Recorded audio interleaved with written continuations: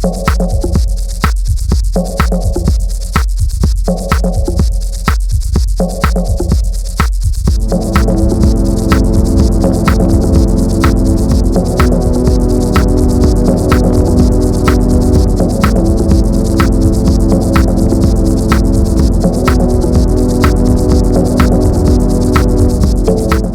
in, and thank you for joining us on the Pay the Price podcast. This season is called The Dawn of the Diliculum, and you are tuning in to episode 1. Now, before we get into the game proper, I do want to give a little bit of a quick primer on who we are and what we're about, since this is our first podcast. Our company, which is called Samurai Beat, is on a mission to take down as many barriers as possible between you and the wonderful world of tabletop RPGs. So we seek to enable the adulting gamers out there so that you can, once again, or maybe for the first time, enjoy the hobby with your friends and family. To that end, we'll be using the Pay the Price podcast to model how you can quickly get in and out of a game session with no prep between sessions for anyone and still have an awesome time and memorable stories to tell. So you can learn all about all that and everything we've got going on, and show your support at our page on patreon.com/samuraibeat. We'll have patron exclusive content eventually, and we will be publishing other shows as well. So you can check everything out there. And if you're down with the show, enjoy it, have a good time, and utilize some of the tools that we'll be putting out there, we'd love to have your support there as well. So with all that being said, let's just get right into the game proper. My name is Chris Batu, and today I have with me the primary players on the Pay the Price podcast, starting with Mr. Eddie Fuentes. Why don't you tell us a little bit about who your character is, and we'll go around the room. Hey guys, my name is Eddie, and for this session, I'm going to be playing Roose Wade, call sign Loose. Loose is small in stature and very lean, always dressed in black and has a hood over them. Very mysterious, very loner type of character. And we'll discover more as more time is spent. All right. And next we have the Guru, Roman Picardo. Who are you playing this season? Hey, hello everyone. I'm playing, his nickname is Goshi, but his given name by the scientist that he was experimenting on is Gojion. And he is an adept for the Cogitation Administratum. And again, he was experimented on, and you know what? I'm going to take a lead from Eddie and said, let's find out what he was experimented on. All right, and last but definitely the most handsome, Ivan Palaroan. Yes. I wouldn't say most handsome, but yes. Hi, I'm Ivan. I will be playing the character Neil Dupont, call sign Sparrow. Neil will be the acting pilot of our little group here, and I think that's all pretty much all I'll say about that. All right. Okay. So for this season, we're going to be playing the Starforged game pretty much as it's written, maybe a few tweaks here and there, but we just want to showcase how the system works and everything. For future seasons, our plan is to actually take other games and settings such as Cyberpunk Red, Legend of the Five Rings, Star Trek Adventures, all those other games that we just love to enjoy and play in, and we're going to convert them so that you can play those games and enjoy those settings in this style of play. So again, this is our live play show for you all, where we're going to showcase how all this works. We hope you have a good time. So with all that being said, my character's name, Hunter Cade, call sign is Duke, and also smaller in stature character, maybe like 5'9"-ish, which is small. You know, I'm like 6 foot, so a little small for me. An unassuming leader type of character. He's very diplomatic, and that's sort of how he's made his way up to these positions. Didn't necessarily want to get there, but he certainly has some baggage he's carrying as well, which I'm sure will be exposed in due time. Let's get right to it. So you find yourselves at the response of an invitation from one Hunter Duke Cade. Now he's a well-known courier for this sector of space. You don't know him personally yet, but you have definitely heard his name. He's kind of one of the guys in terms of courier runs. So just to, we're going to kind of pepper in the things about the world. So there's not a lot of long range communication at all in the world that we're playing in. So couriers are very important and vital for just moving around of resources, information, and all that kind of stuff. So they play a big role. Our group is going to be operating in that capacity. So you're coming on board the Diliculum ship, which you were invited to go to. And as you're boarding this, the ramp to the cargo hold, which is, the courier ship, that's your primary spot. It's a ship that's definitely seen its days. It's been through a lot. And if you imagine, it's not the kind of ship that would have a bridge where we could meet necessarily, because you probably only fit a pilot and a co-pilot in there.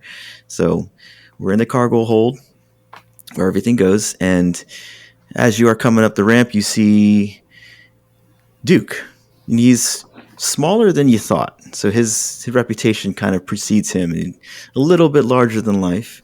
He's an Asian male, about 5'9", and it certainly looks like he gets into his work. So he's got like a yellowish, mustardy looking shirt that's just covered with grease and grime. His pants are kind of almost hammer, like parachute pant type things. Very comfortable looking, utilitarian.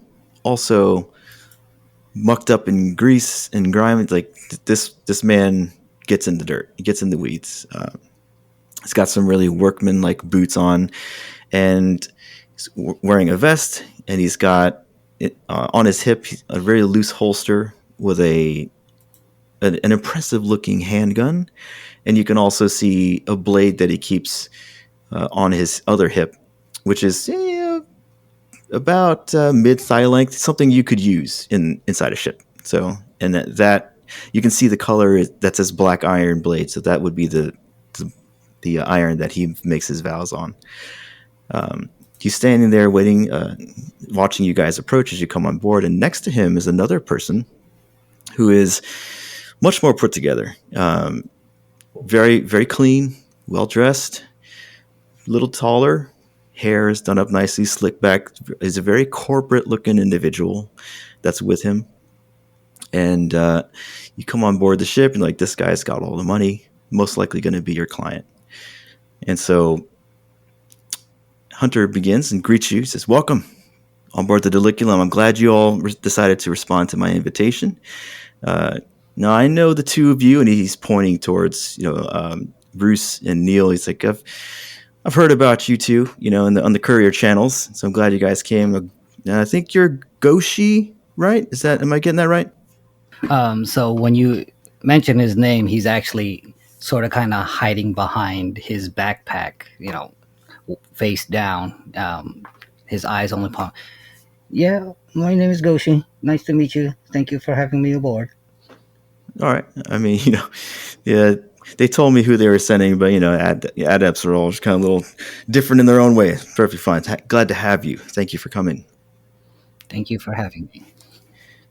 So it's pretty straightforward, guys. I think you probably know who I am, and I've generally like to work on my own, but this job is calling for a little more than that. So I decided to reach out to some reputable folks. See if I can get some more manpower on this one. This is our client. I'm not going to give you his name. He'd rather stay anonymous in that regard. But, I mean, clearly he's here. You see him. He's not hiding that much. Not some mystery benefactor. But if at all possible, we'd like to keep his name anonymous. What he's asked us to do, and Duke kind of motions to this whole stack of cargo that's over on the side, and it's a mixture of like wooden crate cargo, and it's all very, very like old, not really old school, but it's not the kind of high tech that you'd imagine in a future type scenario, right? We're living in a low tech world right now. So you have a combination of cargo boxes. You've got some weird metal alloy boxes that are like sealed up pretty tightly. You've got no advanced computers, so you find clipboards of paper and manifests just sitting on top of them. You have star maps that are rolled out also with circled areas marked on those too. So it's all very analog, if you will. Because he's asking us if we could take this cargo to an edge colony. Reason being, he has a very vested interest on the conflict that is seemingly about to brew there. And he wants to ensure that his interests are protected.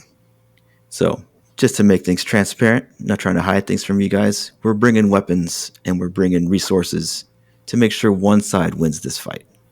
If you got a problem with that, I respect that, but you're going to have to go. Which edge colony are we going to? Durango 5.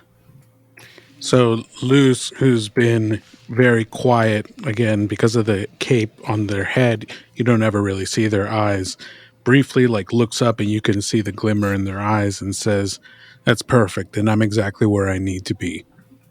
I'll see you guys as we take off," and walks away from the conversation into the ship, into a deeper part of the ship. So Duke just kind of watches him walk by. He's like, all right, well, I guess he has no problems with that. How about you two? I'm just here to see the job done, no matter what it is. So if that's what we're doing, I'm all for it. And from behind his backpack, I get to get out finally. Yeah, sure. Is the rooms that I'm staying here, or do I get a cubicle? What? We got some basic crew quarters, what you'd expect on a courier ship. I would have liked to have told Luce this, but he might be out of earshot now. We, the payment that we get when this job is done, 4 of us, we're going to split that 4 ways. Right? I've already taken the initial payment from our client. This is what we use to get fuel, food, rations. We're all set for the trip. I took a little bit for myself. Like I said, I'm going to be honest, but the rest of it, we'll split evenly. Fair? Goshi peeks his head up a little bit higher from behind his backpack. I'm going to get paid? Out of one of the shadows, you hear Luz say, "That's fair enough." I jumped when he said, "That's fair enough." It's like, well, now your situation, he's pointing to Goshi, your situation might be a little different. I have to pay your company. Whatever they end up giving you is between you two. He sinks back down. Oh, so I don't get it directly. Okay. Sinks that down behind his backpack. This way to the crew quarters? Yeah. Just out that way. They're all pretty much the same. You pick whichever room you want. Anything else then, sir? I guess we call you captain of your ship? Yeah, you're damn right. Yes, captain. I'll go this way. I'll figure it out. And he starts trying to follow Luz, but he's like staying on the opposite side of the hallway where Luz is, if he sees him. So the client kind of leans over and says, "You're good with these guys? They seem a little odd."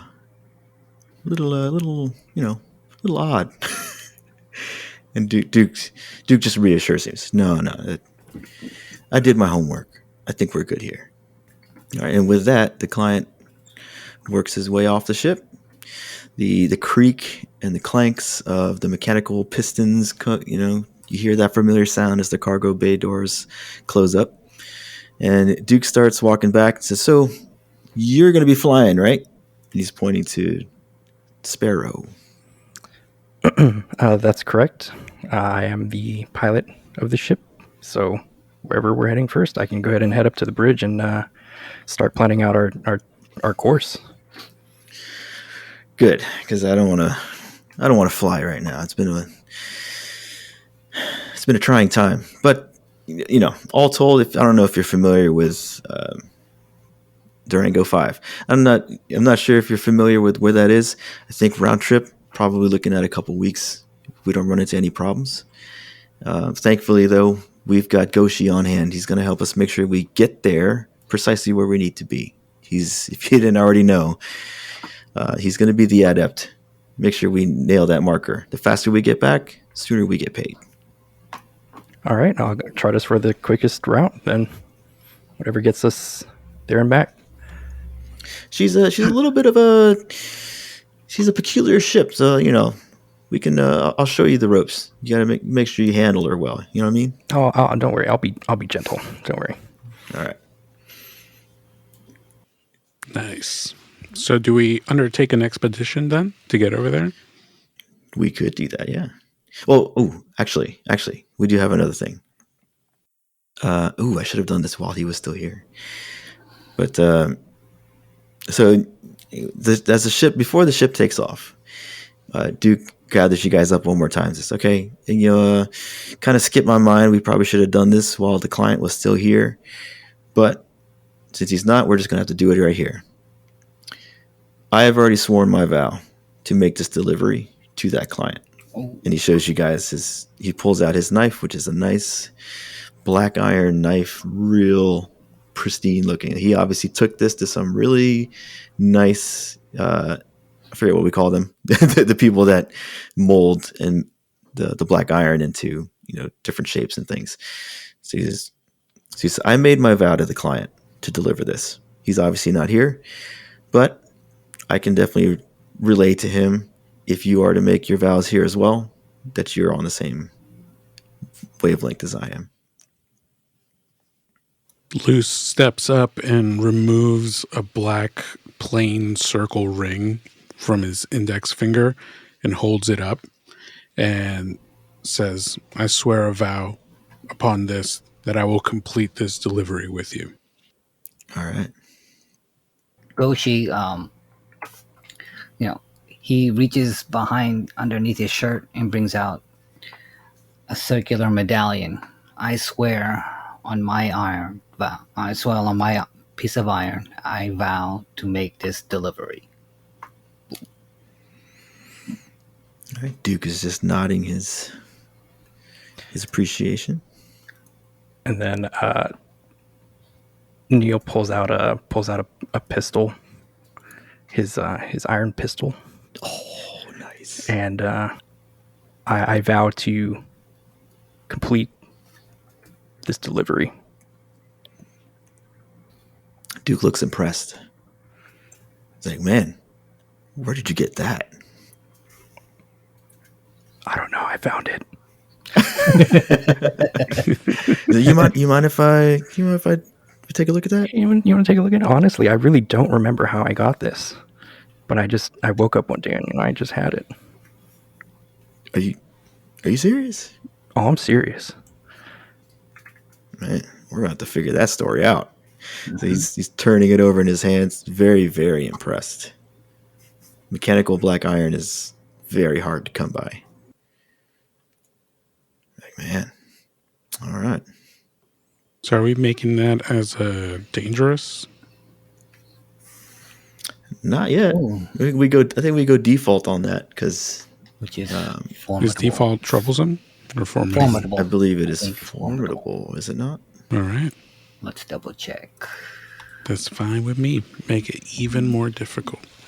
I mean, for right now, all it is a drop and go type situation. Drop and go. Are you putting this on like a personal vow? Are we gonna Isn't make that this the group's vow? Since it's the team? I would imagine it would be a group vow, right? Yeah. Yeah, we could set one up. Yeah, I think we could do we can make a move right now. Yeah, I let's think go. that fits.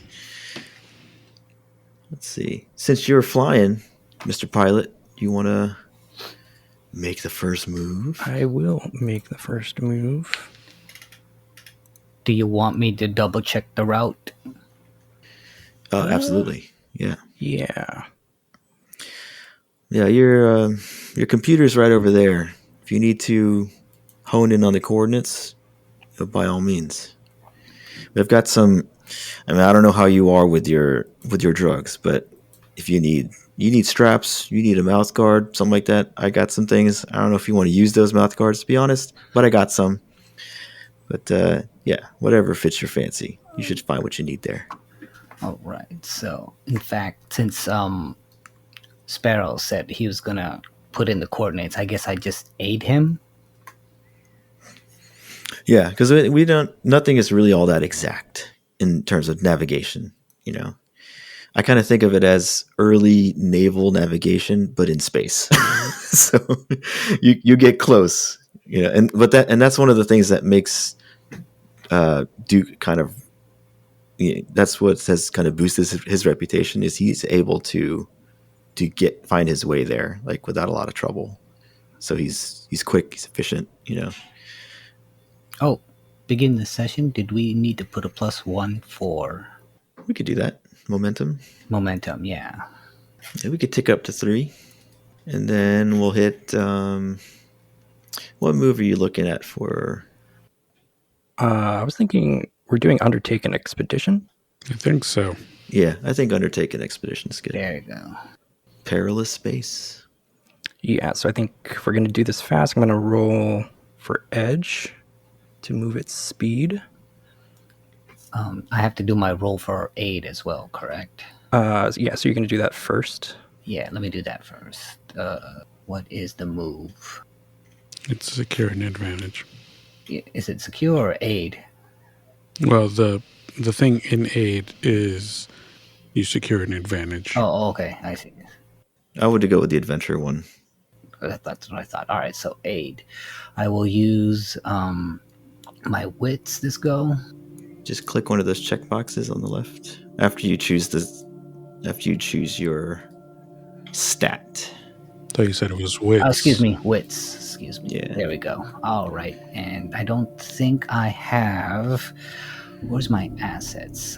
Do I have a special asset that'll help? It's been a while. I don't think so. Just hit an action checkbox and we're all good. Weak hit. All right. All right, so Ivan gets to choose one of the benefits. Either take 2 momentum or +1 on your next move, Mr. Sparrow. Sparrow will take the +2 momentum. All right. All right. So let me add that. All right, Undertaken Expedition. I'm going to roll for Edge. Also weak hit. Okay. All right. Burning would not help you. Okay, so it says we should be giving this expedition a name and a rank. Well, the expedition would be the site name, right? What was it, Durango 5? Durango 5. Yeah, we can cut it up into a couple different legs, like maybe a few days at a time. So on a weak hit, it says you reach a waypoint and mark progress, but you also must choose one of the below. Suffer costs en route. So you make a suffer move, or you face a risky situation at that first waypoint. Envision the encounter. So this is probably a couple days in. So we're saying there's like 3 waypoints to get there. Yeah? Yeah, let's say like 3, 4, something like that. Cool. All right. So at least we can break it up. Got it. All right, so we get to the first one. I think I don't want to suffer too early. It's your call, Ivan. Yeah, okay. So the first waypoint, we encounter some sort of like guard checkpoint. And it's not heavy. I would say moderately, like a moderately armed unit that's just kind of like setting up shop, patrolling like who's passing through the sector that we're going through. And for us, because we're transporting weapons, it could be possible that, we could be targeted for, I guess, contraband or whatever. Yeah. Or piracy. Piracy, there you Piracy. Piracy, Oh, space Ooh. piracy. We said this is dangerous, correct? I think it just became formidable. Okay. Yeah. Okay. Yes. All right then. So is this like a different faction that's like antagonistic to us? Is it more peacekeeping? I'm thinking like it could be potentially a hazardous or like a malicious group that's just kind of like what's the word I'm looking for? I want to say hoarding for some reason, but it's not hoarding. Just kind of like establishing their group in this sector Okay. as like a harassment for like people. They just want to take trying- our stuff. Yeah. Yeah. Cool. All right. Well, we can have it be as we're passing through that part of space. Do we want to give them a name? We should. We should. Good. Any idea? Sparrow? Anything you want to throw out there? Let's see. Okay, they call themselves the Forgotten Union. Nice. All right. I like that. All right. All right. So as we're traveling, we see a ship carrying the colors of the Forgotten Union, which are yellow and purple. And all of a sudden, we get into the range for our shortwave radio to pick up a signal, and we hear, what are you guys doing in this section of space? Over, please respond. Yes, this is the pilot of the Diliculum. We are currently just transporting goods through the sector. Hey, we don't owe these guys any explanation. Well, you know, you guys aren't supposed to be here. I think, our scanners read you might have a little bit of contraband on board. What kind of stuff are you guys shipping through here?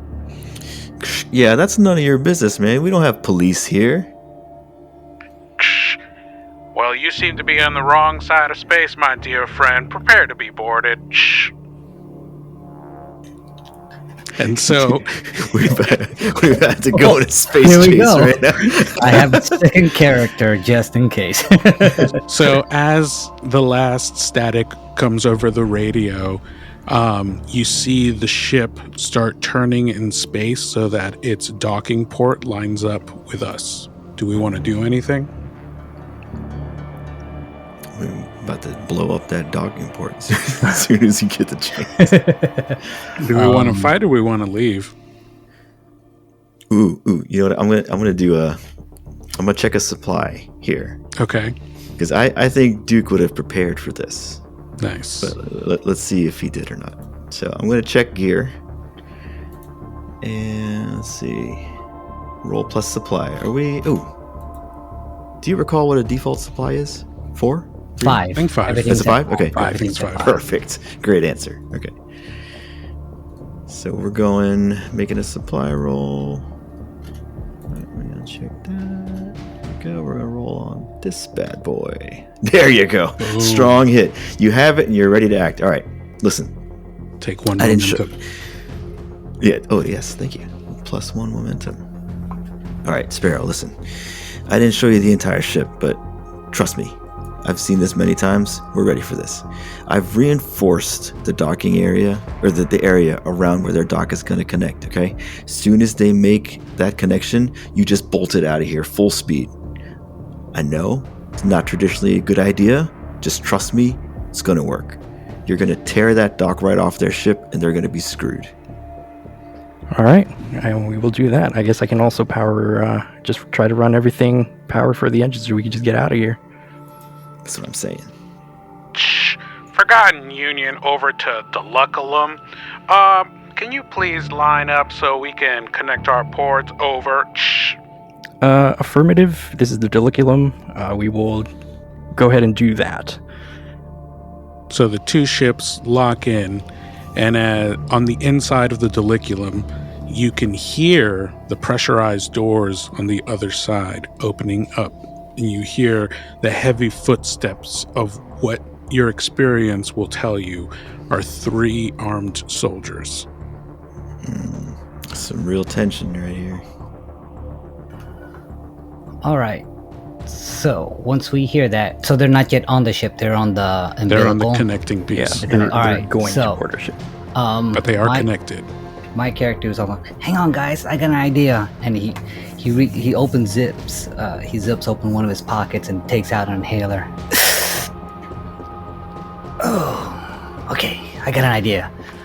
Better make it fast. Yeah. So what I'm gonna do is trying to hack into their system and just, make some malfunctions on their end.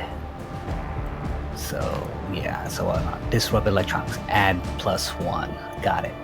So I guess secure an advantage for us. Wait, so you're gonna disrupt them from in Yes. here? Yes, I can. I think I can do it. How in the world you gonna do that? Yeah. Duke is freaking out because time is running out. Yeah. Okay. Yeah. Which move is that?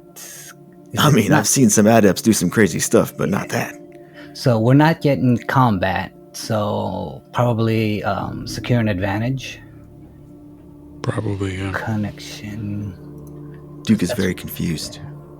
Luce, like, looks up a little bit and is like, that is very rare indeed. Yeah, with my expertise. So it will be wits. Excellent. Okay, so switch the name. Duke is getting real nervous. Yeah, I'm clicking, clacking, clicketing, clacking, and I get a whoops. I'm supposed to add +1. So Open the doors! either way, it's a strong hit. It's a strong hit. So on a strong hit, take both. +2 momentum and 1 on my next move. So 2 momentum. Yes. Yeah, open up the doors immediately.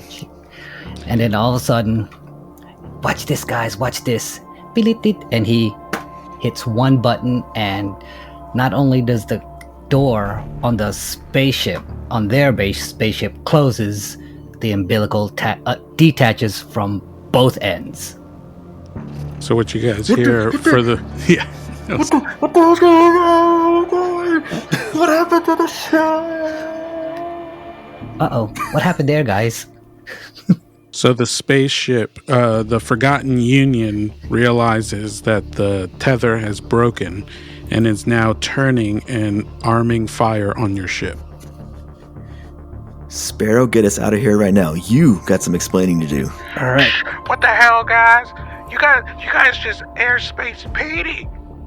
We're not gonna forgive you for this. Prepare to be destroyed. You airspace PD. We didn't do anything. That was a malfunction on your ship. Rick, was that us? Oh, okay. Prepare to be destroyed. Sparrow, get us out of here. All right, everybody. I have all the power connected to the engines. We're good. I'm gonna light this sucker. We're gonna go. Just give me a second here. So we start. We got the speed. Trust me. Y'all gotta hang on though. We don't have inertial dampening in this world. You gotta hold on tight. A Sparrow starts Here comes the juice. full throttling the engines, and you just hear like a rumbling in like throughout the whole ship. I'm gonna roll for face danger. All right. Yeah. And then I will roll for speed. I will use my ace asset.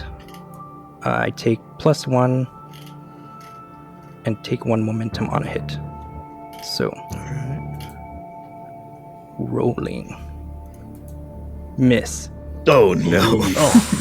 Oh no. Oof. So as Sparrow is revving up the engines, all you just hear is just coughing in the bit, just and I'm like, guys, I think the engines are kind of burning out here. What did you do to my ship? I thought you said it's gonna work. Switch shots to the exterior of the ship, and Petey is like hanging on by dear life, just like trying to ruin your engine from the outside.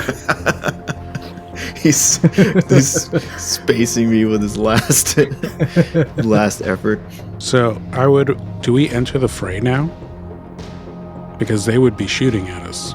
If they are shooting at us, I would say that would be our pay the price, because on a miss, Oh, okay. we would pay the price anyway. So I think Nice. they shot. So you just see out of the corner of my eye, out of corner of Sparrow's eye, he just sees this beam of light coming towards the ship, and with whatever little power he has left, he kind of turns the ship sideways, and it basically, the shot that is fired upon the ship, the Diliculum, gets grazed towards the engine, so we lose 1 engine. Oh my god. Unbelievable. I hope the podcast name is not gonna bring us doom at every turn. Damn it. Luce just looks up and says, "This isn't going too well, guys." offers nothing else. Just slinks back into the shadow. Isn't there a resist damage move? For a vehicle, I think there is. Yeah. But it wouldn't Try to matter find anyway it. because we have to pay the price. Yeah. Yes. Okay. Yeah. Okay. We need a You're right. consequence. Yeah, yes. Yep. We've lost one engine. Well, we can't limp away now. Bring it about. We got to take him out. Oh, take Do we him have out. guns on this ship? Yeah, does this ship have guns? It's got some. Are we just going to shoot out the window? Pea shooter guns? With our pistols. That's right. It does have band guns. and- It does have Rubber guns. band and paper clips. It's not a warship by any means, but it's got guns. Luce will go ahead and just like move like a shadow, and you guys are like, what the hell? And is all of a sudden sitting at the gun control, and Luce is going to fire. So it's going to start this. Technically, is that entering us into combat now? Yeah, I think so. Okay. So for enter the fray, let's see here. I guess face off against my foe, right? Oh, no, I think caught in a trap? One or the other. I think either one will work. Let's go with caught in a trap because I have better chance. Actually, you know what? No. It should be facing off against your foe. So I will roll heart, which is not going to go well. It is what it is. But that's the game, y'all. All right. That is the game. It is. I roll the first one, right? Yes. Okay. Let's see what happens. Okay. Okay. So I got a weak hit. So on a weak hit, I will remain in control. As Luce gets over to where the gun controls are, they focus in and manage to get a shot off of one of the turrets on the Forgotten Union ship. It's not completely out of commission, but it starts just like throwing sparks everywhere. All right. I'm going to make an aid, a secure and advantage move, because I know this ship, and try to give you some knowledge that might help you get more out of it, if you know what I mean. Mm-hmm. So that would be a wits, I would say, given the expertise. Oh, God. And you do My that. assumptions have betrayed me. All right, so the Duke yells out to Luz, hit that lever on your left side. That's going to recalibrate your aim. I think then you'll be able to land the shot. Unfortunately, what he doesn't realize is the impact from the engine, losing the engine, has totally borked up that whole mechanism. So when you try to take advantage of that additional tweak to the aim, it makes it even worse. So I would say not only that, but it actually breaks. So now the gun still works, but fine-tuning your aim is not going to be available to you. Luce shouts back, "Are you sure this is your ship?" Well, I've never lost an engine before. Yikes. Luce shouts out, "Can't you, like, hack their systems and do something helpful like disabling their weapons?" So he hears on that. Oh, that's. I'm trying to get in. Stand by. So Oh, Huff faster. Duke is like, I still don't understand what's happening. he's totally like beside himself right now with that. The move will be again another secured advantage. I'm thinking.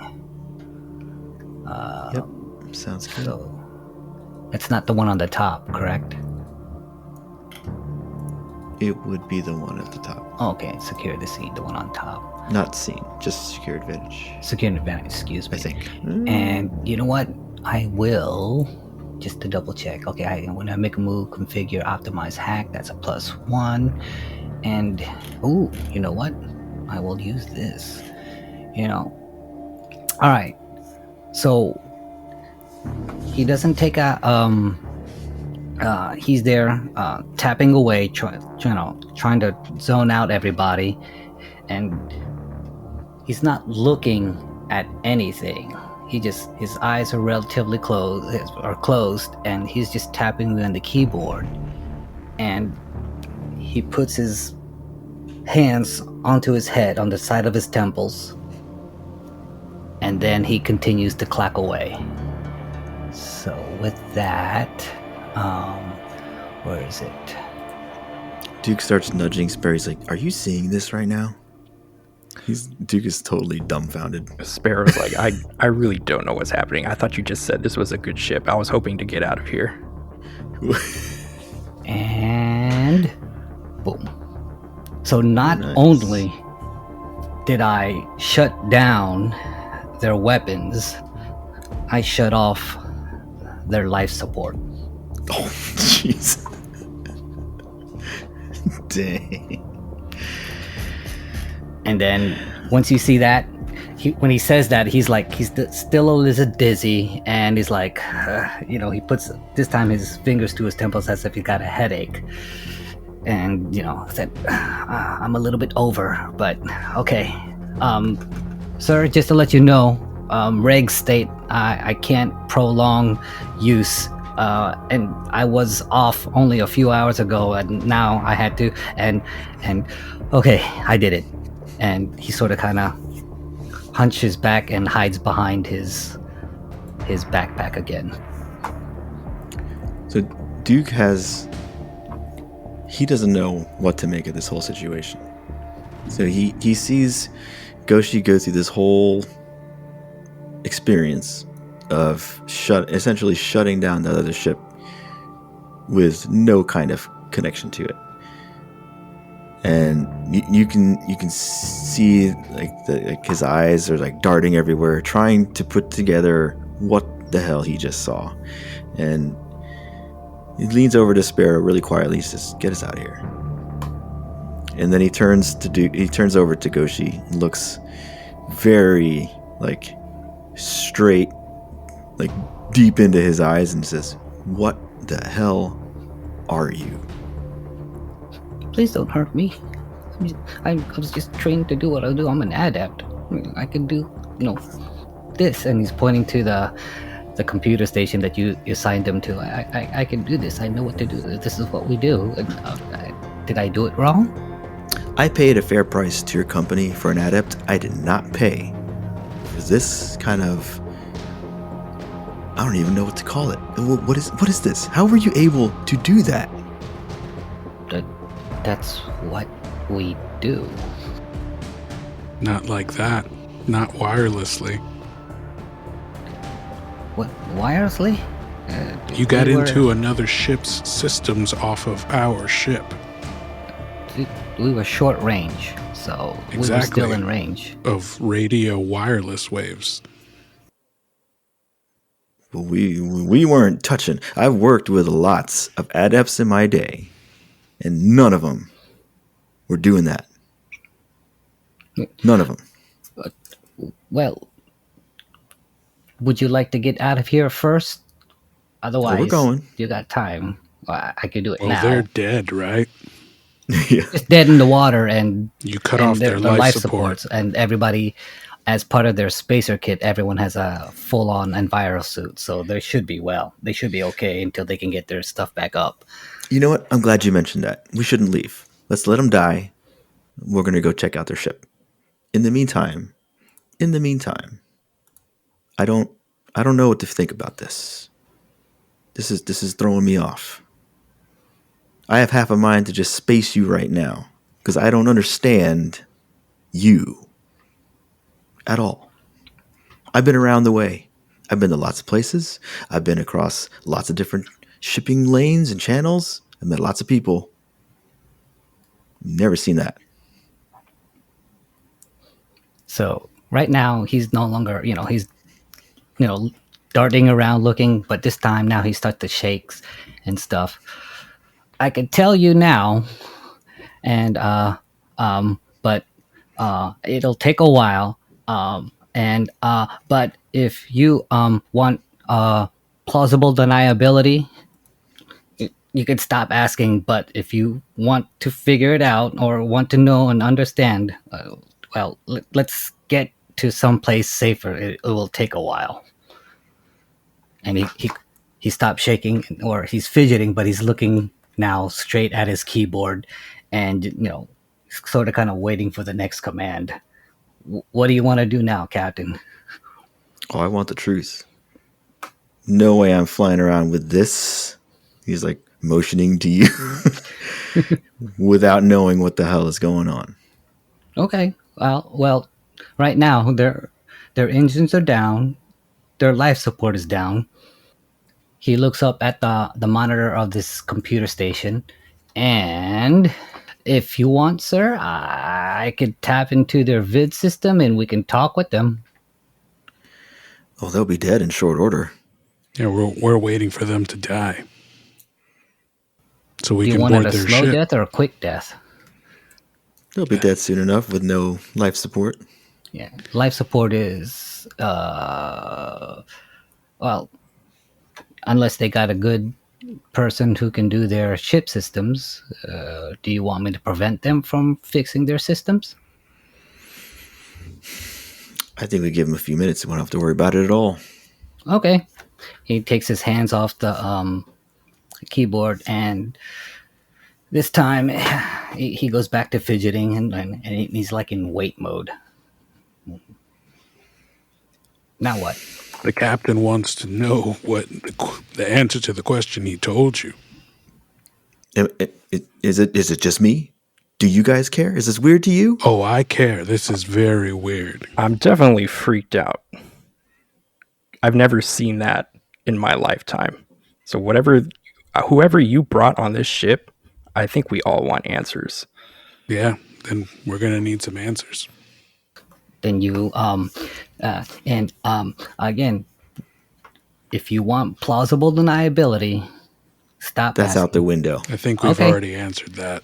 So, and after he stopped shaking and stuff like that, he straightens up, cracks his neck. Duke is kind of reaching down to his knife, just subconsciously. So, I was basically, I am from, let me make sure on my notes where I'm at. Where am I? Stand by. It's all on my notes. Boom, boom. So, I am an experiment of the cogitation administratum. And according to what I've been told, they were able to somehow find some lost tech. And they put it in me. And he starts shaking again. And so, and I, this tech that was put in my head, I can do a lot of other stuff, like what you just saw. And, I can do a little bit more, compared to other adepts, but I did that. So, if need be, I can, just see the machines, while in my drug fugue state, and I can see it. I can see it. I just did it, and I was just going off, but what you guys wanted. You didn't want to be boarded, and they had no right, and so I made it happen. Did I do it wrong?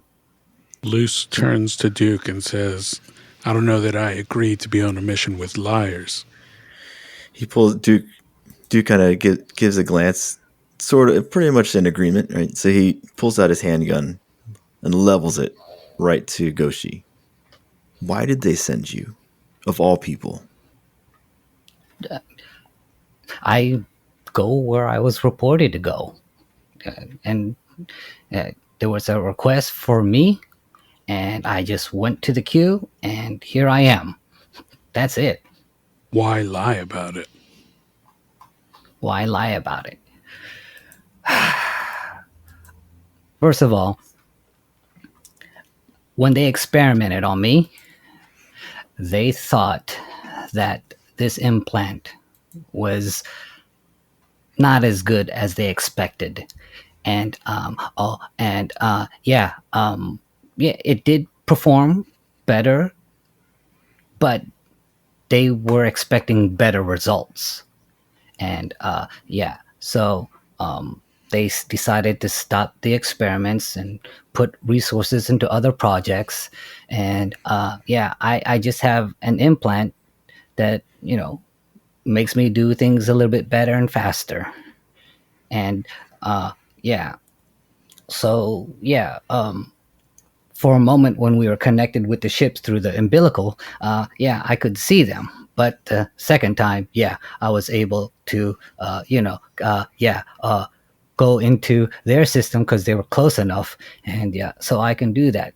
So, yeah, I didn't know that implant could do it. I just saw it.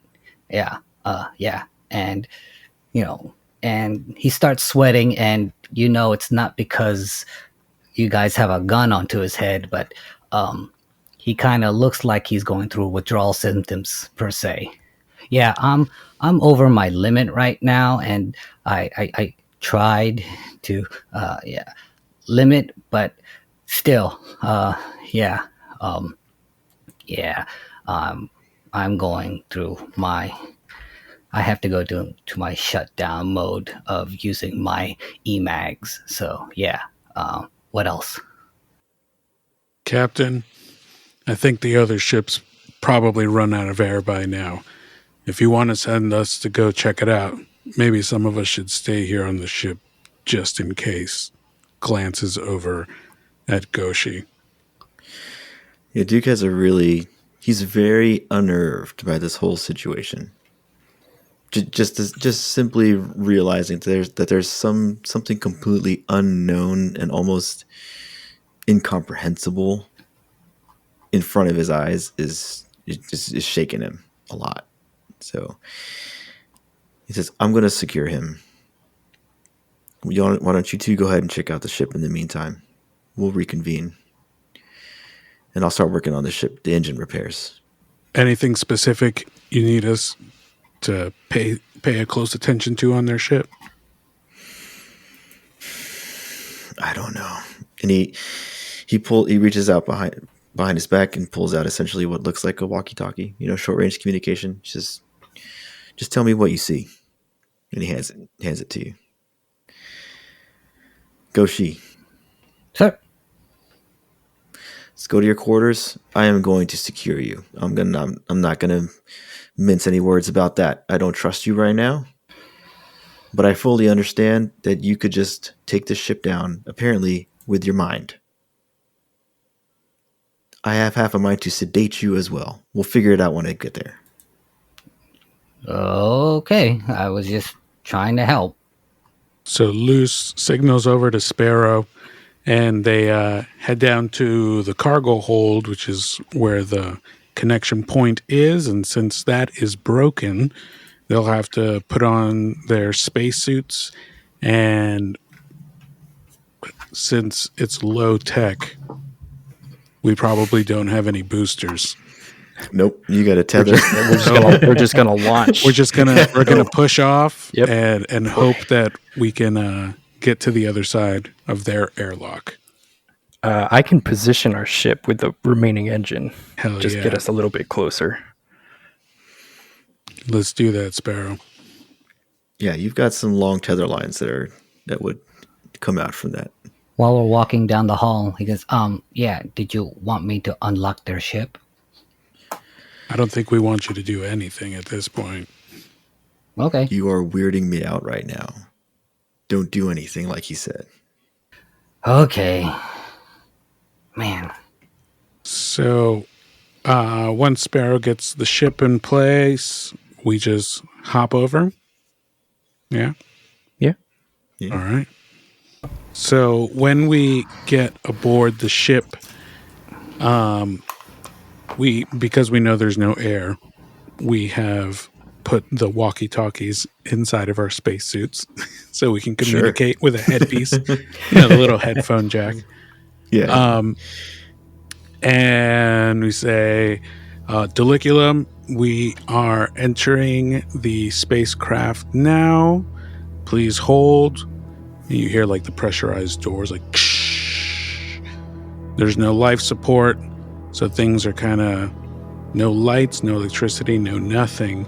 You're expecting to see bodies, but you don't see anything, just complete darkness.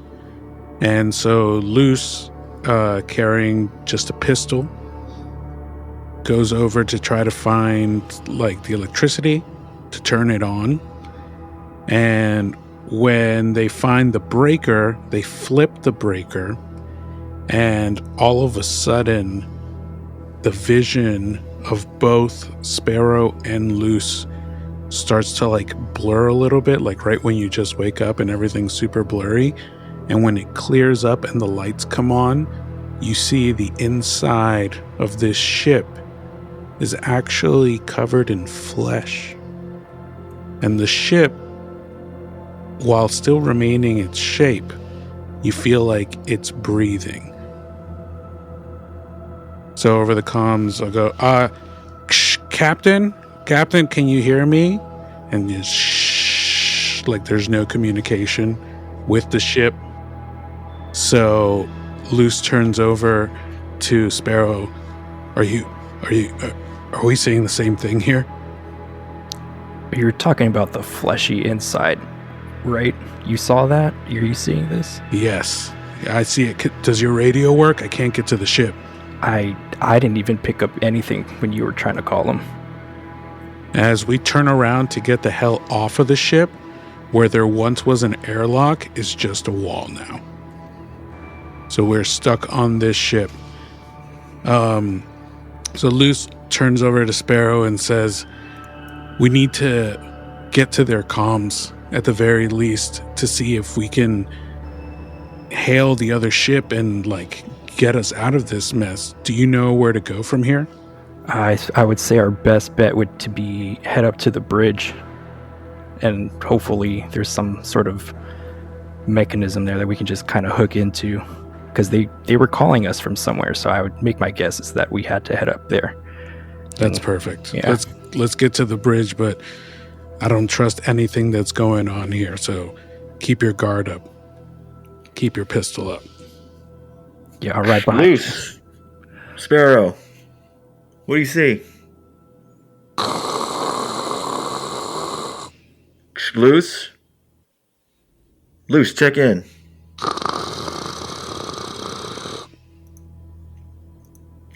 Shit. Goshi, what can you tell me?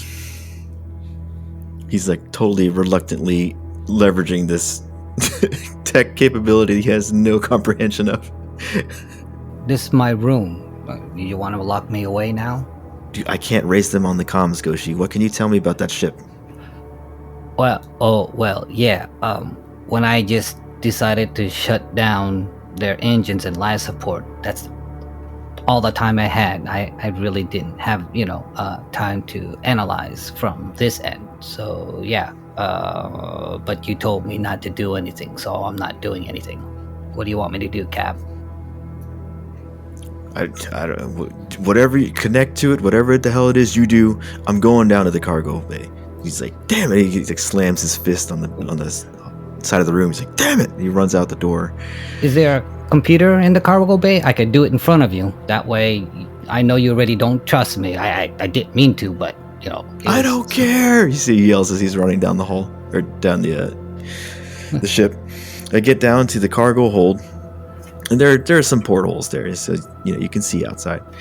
And I look out and I see the trailing tethers that Liz and Sparrow had used, and they connect to the other ship, but where the hole used to be for their umbilical section, there's a break in the metallic hull of the ship, and all that Duke sees is this pulsating red, purple, fleshy looking enclosure. that has essentially swallowed up the tether lines. Then we'll go back to the inside of the ship where Luce and Sparrow are trying to make it to the cargo, or to the bridge in order to get there. So we don't have to roll for anything doing that, right? Like on the way there, because I believe we might have before. I think we used to do set a course. So what Set we a did course? last time. Nice. Okay, let's do that. So let's set a course to the bridge. Since Sparrow's our navigator, you want to lead the way? I will lead the way. Okay, so it looks like here there's a signage here that says bridge, but also we have to bypass. What is this? Like the words are cut off. It's kind of hard to make. It looks like this looks like med. I'm assuming it's going to be a med bay. And then there will also be a looks like a weapons systems room. So we'll have to bypass those on our way up to the bridge. All right, let's hit it up. Lead the way. Duke is working up a full-up panic here. Goshi! Goshi! I'm right here. That doesn't look good, doesn't it? The purple Look out stuff? this window. What is that? Do you see that? That wasn't me. That I wasn't swear I me. woke up in the freaking different universe this morning. Hang Can on. you connect to them? I can Luce, try. I can check try. in. Connect with them. Luce! Sparrow, check in. All right, back at the ship, setting that course. Okay, yeah, I'll do set a course. Okay, Set course. so that's a roll plus supply. And supply. Please reach your destination. Yes! All right, so Sparrow leads Luce through the ship, and just because there was no comms, so that was our main priority. So we head up straight to the bridge, and once we get to the bridge, we see what looks to be like a couple dead bodies there with like name tags on it, and on the name tags is almost like a key card. So Sparrow picks up the key card and plugs it into one of the kiosks that are at the bridge, and he tries to make contact back on the Diliculum. And Diliculum, this is Sparrow calling in. Diliculum, over. Goshi, was that comms? I think so, but I didn't do anything yet. Get to the bridge. I think they're calling. Okay. Boom, boom, boom. Diliculum, this is Sparrow calling in. Do you read over? Sir, it's them. I think they were able to get contact. Here, and I passed the walkie-talkie to you, to Duke. Sparrow, is that you? Duke, do you read me? Hello? I read you. What the hell is going on? I don't know. Luce and I boarded the ship, and all of a sudden we lost comms. We weren't able to reach out to any of you guys. Were you guys able to pick up anything on your end? No, all I got was static. But why does the ship look like a living thing over there? We're asking ourselves the same question on this end. It definitely feels like we're inside, not a ship, but something. At that moment, while Sparrow and Duke are conversing, since we're at the bridge, we're like looking out of the glass, trying to see if we can see each other's contact. And then on the Forgotten Union ship, the power goes out and flicks back on, and the ship is completely back to normal. Everything is mechanical. There's no blood anywhere. Even the dead bodies, because they suffocated, there's no blood, no nothing. Everything is just as you imagine it was before we got on the ship. Sparrow, what the fuck is going on? I have no idea. Hold on, let me... Duke, do you read? Hello? Yeah, I'm here. Yeah, some weird shit just happened. We're Weirder than that? back in the ship. This is a legit ship now. Loose, I don't follow. What do you mean? Loose tries Captain? the personal comms. Shh. Captain, do you hear me on the walkie? Check, Captain. Shh. Duke's like taken aback. He's looking around. Pulls up the walkie. Yeah, I got you. Personal comms working. What the hell is going on, Captain? We need to get off this ship right now. Yeah. Whatever. Dump the cargo. Whatever. Just get back over here. I don't know what's going on. Captain, the ship looks normal again. Their ship looks normal again. You mean the fleshy insides that I saw a few minutes ago are gone? Is that what you're saying? Yeah, I saw it too, but look, it's not there anymore. It's the ship that we were initially in contact with. So Loose and Sparrow hightail it from the bridge back through the ship down to their cargo hold, and everything is exactly how it was before. There's no, sign that anything had happened on the ship other than the trail of like wet, viscous, like material that was clinging to their boots, leaving a trail behind them. And then we get into the airlock, grab our tethers, hop right back over to our ship, and come out through the cargo door. Duke's waiting on the other side of the airlock. What the hell happened? Captain, I've never seen anything like that except in my dreams. You dream of this kind of stuff? I wouldn't say I dream of it as much as I see it, but one can't always choose what they see. All I know is that where that material is, bad things follow. Not to mention that I'm sure that Forgotten Union ship had a beacon on it, and if it doesn't respond soon, we may be in more trouble than we think. Yeah, Captain, as much as I want to dissect what just happened here, I think I agree. Did you get the engines running? Because I think we should go. I could do very minimal work on it, but it should fire up. We won't be going full speed, but better than one engine. All right. Well, I'll head up to the bridge while you go ahead and do that. And I'll see what I can do in the engine room.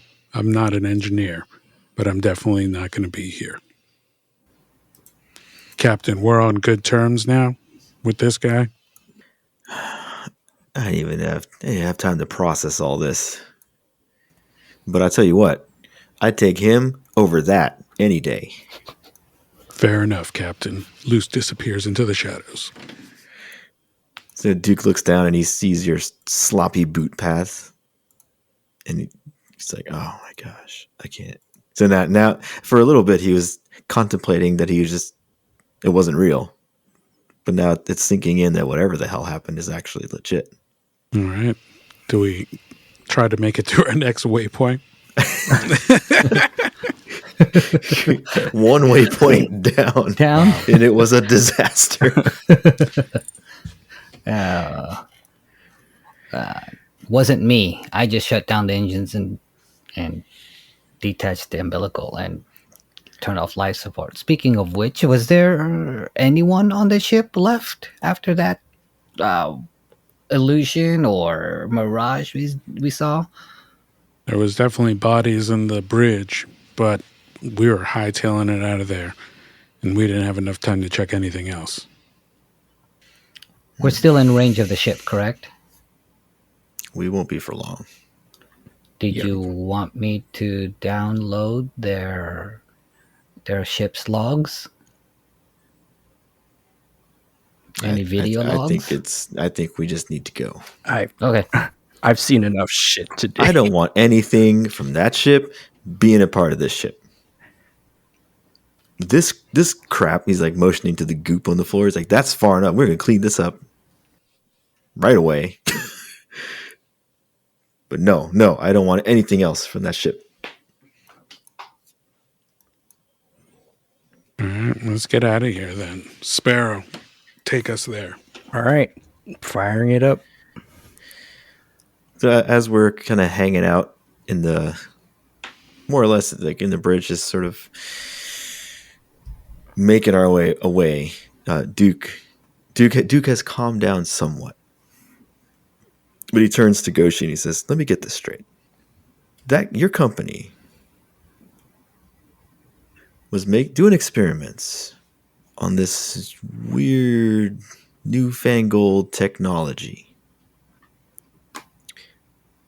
Mhm. And they decided to send you out after that, knowing full well that this is world-changing stuff right here.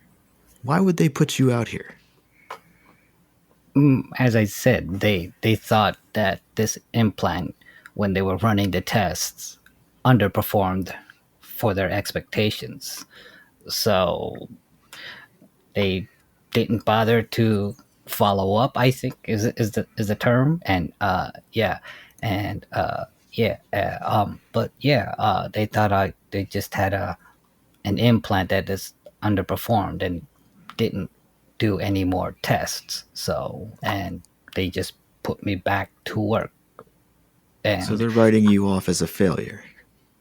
oh, you didn't have to put it that way. I'm a failure. I didn't say that, but it sounds like that's what they're thinking. Uh, It clearly worked in some way. oh, yeah, you're right. So I'm not a failure. Well, anyway, I'm here. I was assigned to you, and yeah. But by the way, are we alone or are we still on the bridge crew? It's most. I mean, I'm not sure if Luz is there, but definitely at least the three of us, me, you, and Sparrow. I am Oh, there. okay. Oh, okay. So you're all fair. Well, anyway, I am here. Do you But- guys really think that a company would allow somebody with that kind of technology to roam without having record or checking in on them? What if all of this information is being transmitted over to them, some kind of covert ops? Is that what we want? See, that's exactly what I'm thinking. Why would they put him out here like that? Well, if you want, I can run a self-diagnostics to see what they did to me. Again, I wasn't given all the details. You've already lied to us once. I didn't lie. I just told you what I could do, and I didn't know I could do it. I just did it. To me, lie by omission is still a lie. Yeah, I didn't omit anything. So, okay. You You told don't us- trust me? That's You told fine. us you were a regular adept. You are very far from regular if you have some new technology that was found inside of your head. Well, I thought I was a regular adept. I mean, when they ran their tests, they weren't impressed. So they just put me through it and gave me my drugs, and here I am. I don't know what else to say. They, you know, I guess they weren't. Wait. Do they do a lot of these experiments? Oh, yeah. That's how I got my name. Gojuyon means 54. I'm test subject number 54, and I was the only one who survived. Or at least I didn't see anyone else from my test group, but then again, they could be lying to me. I don't know. This doesn't add up. Your company has a sterling reputation. That's why I go with them. That's why many people go with them. Yeah, so I'm told. Again, they have a division that also tries to look for any lost tech to always try to improve our communication devices, other than physical, and how to use computers and make it help work with us. And again, they were just disappointed. And if you were there, they were like, oh wow. And so I got their implant, and I work a little bit faster, but they stopped doing any more tests. So Duke looks at Luz. I don't like where this is going. This is a rabbit hole I am interested in going into, but I'm also terrified of going into. Honestly, Captain, I'm more terrified of what I saw in that ship.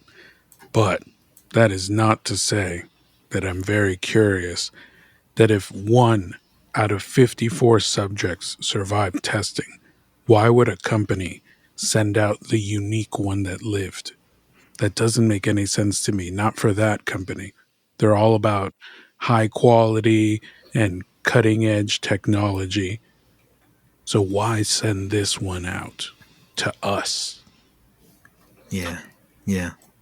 I don't know. We don't have the whole picture here. Yeah. Well, I do have a little bit more of the picture, and I just remembered this. But again, I'm trying to keep you safe.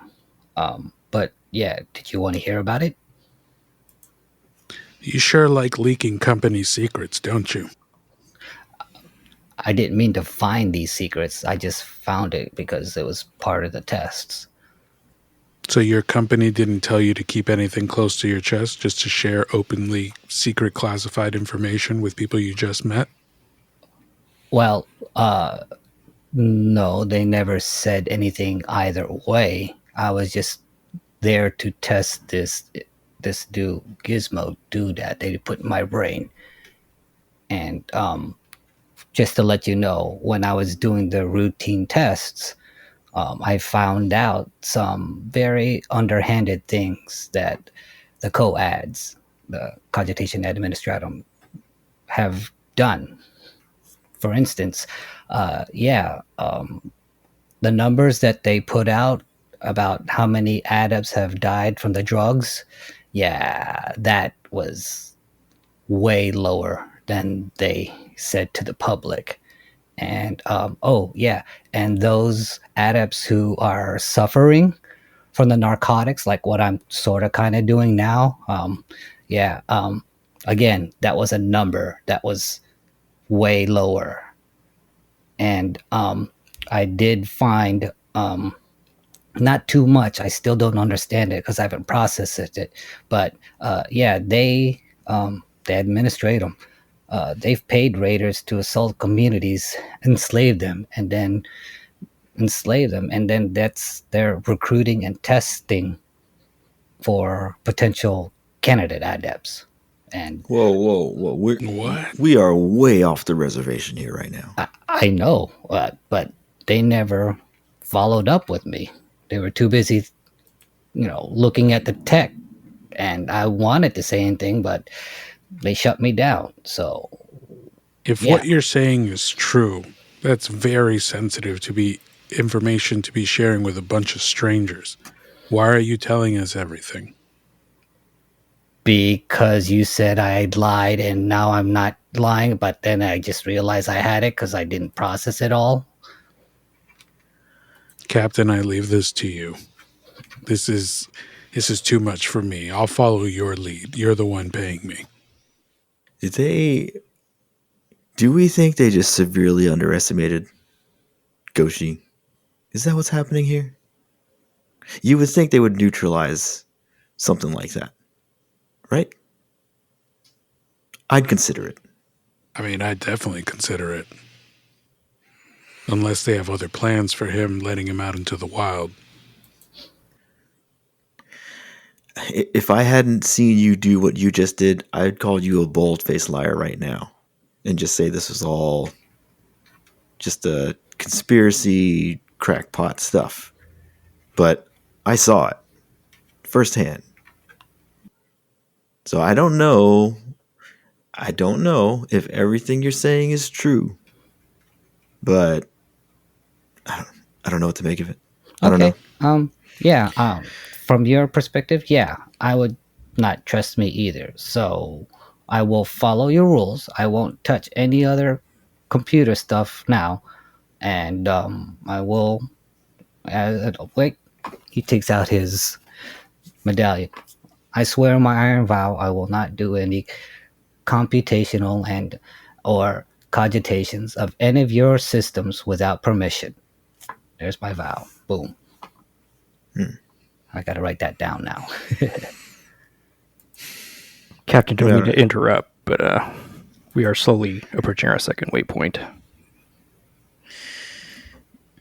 As soon as you, shortly after you say that, we get a comm hit, which is kind of unusual because there is nothing really nearby, as far as we can see. Duke, Duke. It's a woman's voice over the comm, calling out Duke's name, and as soon as he hears it, Duke is just like snapped into this whole other state of awareness. And he hears the faint voice, runs over to the comms. He's like, hello? This is Duke. Respond. Is that you? Respond. But nothing comes back over the comms. And he turns around frantically. He's like, you heard that, right? Right? He's like looking at all three of you. You heard that. Yes?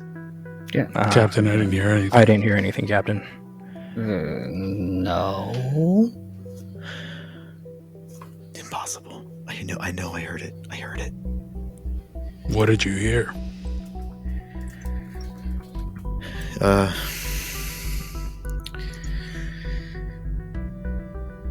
I heard someone calling my name. And you guys would know from his reputation that he's got some baggage that you've heard of. And it's starting to sort of manifest itself. I swear, you really didn't hear that? I was the only one. Didn't hear anything, Captain. You sure it's not this guy messing with your head? Duke, is that you? Another comm comes across. A little louder this time. But it's like a faint, haunting voice. Almost like that voice shouldn't exist anymore. But it does. And Duke is freaking out. Tell me you heard that one. Sparrow just looks at Duke like he's just baffled at the absurdity that Duke is going through. Just hearing voices. Luce will go, Captain, we've gone through a lot in these past 24 hours that we've known each other, and I haven't seen you rest at all.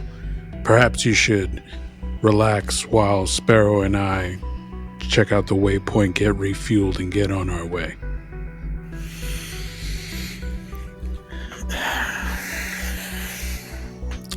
It's fair. I'll do that. So you can see he kind of admits he is, quote unquote, defeat, and on that, and takes his leave back to his quarters. And upon getting to his quarters, lays down on his bed. Just kind of his room is more disheveled than you would imagine.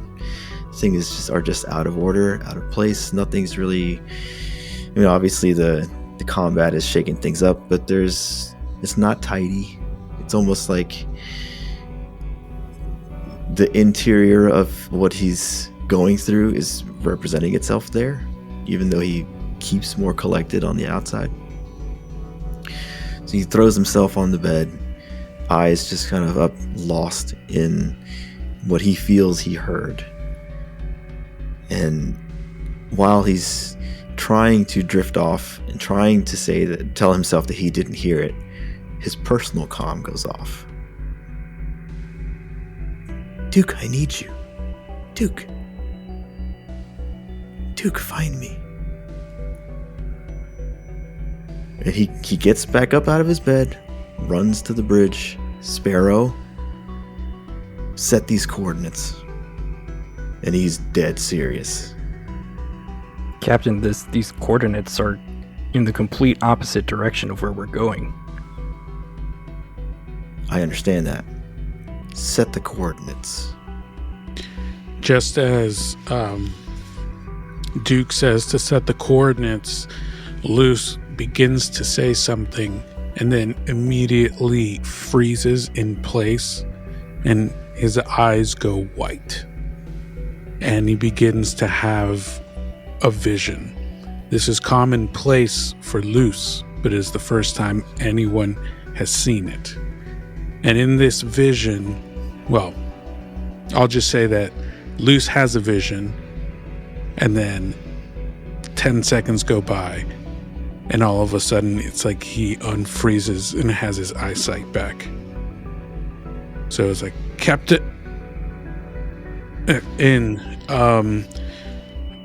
did you guys... Did I... Is... Did you just... What just happened? Luce goes to sit down at one of the benches nearby and says, Look, I have no reason to lie. I have visions sometimes. It's the result of one of the exploding stars when I was a young kid. Doesn't always mean good or bad things, but it means something. And in this vision, I saw a lake in the middle of a vast green luscious field, but the lake was completely empty. And at the bottom of this lake stood a woman in a flowing blue dress. And as I started looking at this woman, the lake slowly started filling up all the way to the brim, and she was at the bottom. What does she look like?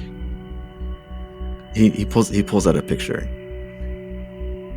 And he's almost like breaking in the moment. He's like, did she look like this? Captain, that's exactly what she looked like. Sparrow, set the coordinates. It's my wife.